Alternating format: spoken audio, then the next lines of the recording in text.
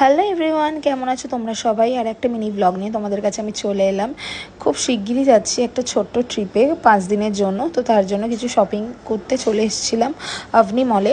Almost অনেকগুলো shopping করা হয়ে গেছে, সেগুলো আর ব্লগে আমি দিতে পারিনি।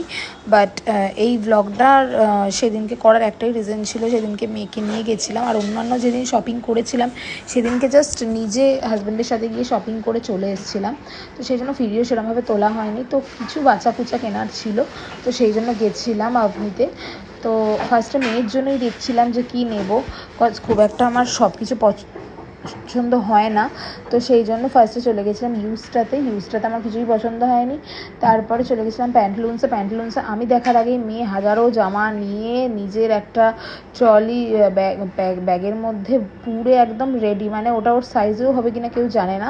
তো ওগুলোকে নিয়ে এই দেখছো সব নিয়ে দাঁড়িয়ে আছে যে ওগুলো ওর সব চাই। বললাম তোর কোনটা সাইজ হবে কি না হবে কিছু জানিস না, তুই রাখ এখন।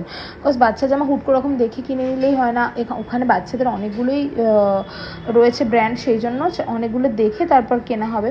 তো ফাইনালি আমি একটা ইউজটা থেকে ওর স্কার্ট আর টপের সেট কিনেছি।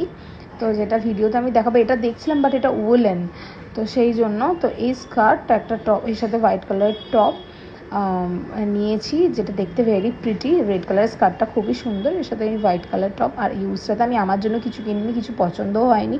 তো এটা এখান থেকে নেওয়ার পর বেরিয়ে গিয়েছিলাম প্যান্টলুন্স থেকে কিছু একটা নেওয়ার ছিল, তো সেই কারণে প্যান্টলুন্সে গেছিলাম।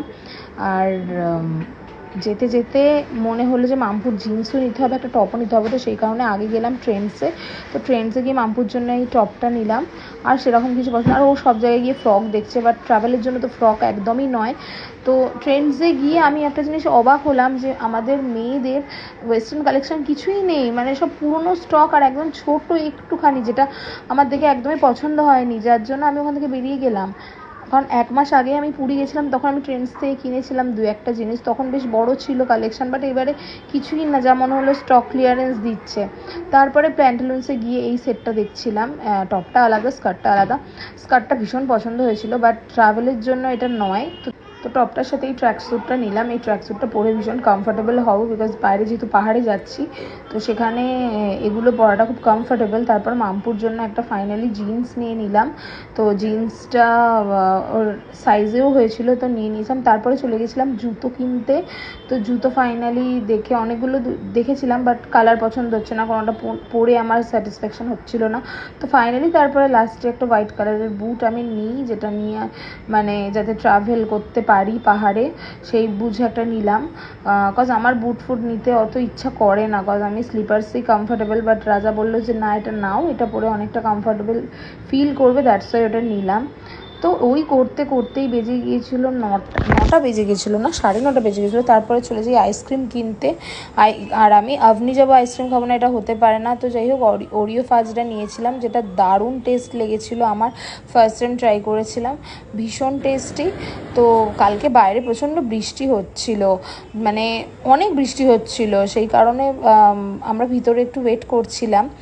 আর আইসক্রিমটা খেয়ে আমার এত ভালো লেগেছিলো। আর মামপুর অনেকটা সর্দি ছিল, বাট স্টিল ও খেয়েছে, খুব সুন্দর খেতে, সেটাই আমি ভিডিওতে বলছিলাম। তারপরে আমার হাজব্যান্ড বললো যে এতক্ষণ ওয়েট না করে একটা কাজ করো, যখন বৃষ্টি পড়ছে টাইম ওয়েস্ট না করে তাহলে একটা কাজ করো, ওপরে চলে চলো, ওপরে গিয়ে ফুড কোর্টে কিছু খাওয়া দাওয়া করে নাও।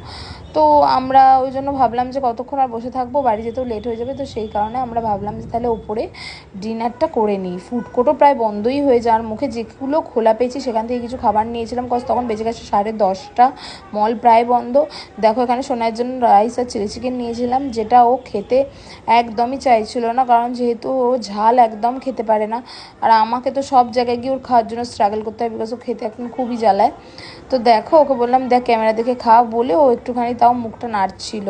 আর ওর খুব ঝাল লাগছিলো চিলি চিকেনটা খেতে, তো সেই কারণে ও চিলি চিকেনটা একদমই খেতে চাইছিল না। বললাম তুই শুধু রাইসটাই খা। তারপর আমি নিয়েছিলাম একটা মিক্সড নুডলস আমার আর রাজার জন্য, বিকজ পেট মোটামুটি ফুলই ছিল, কারণ অতটা আইসক্রিম আমি একা খেয়েছি। তারপরে নুডলসটা এলো, নুডলসটা আমি আর রাজা ফিনিশ করে দেন আমরা বেরিয়ে যাই বাড়ির উদ্দেশ্যে। আর ফেরার সময় অনেকটাই ওয়েদারটা বৃষ্টি পেয়েছিলাম। এই হলো আজকে আমার দিনকে নিজের জন্য কিছুই কিনতে পারিনি। ও আবার কালকে যাবে, ও নিজের জন্য যেগুলো দেখে কিনে নিয়ে আসবে। কজ আমাদের হাতে অনেকটাই টাইম কম ছিল। আমরা 7:30টায় মলে ঢুকেছিলাম, তো আমার মামপুর কিনতেই টাইম চলে গেছিলো। তার মাঝখানে আমি একবার স্যালনে গেছিলাম, তো সেই কারণে ওর কিছু কেনা হয়নি। ও আবার কালকে গিয়ে কিনবে। তো ব্লগটা কেমন লাগলো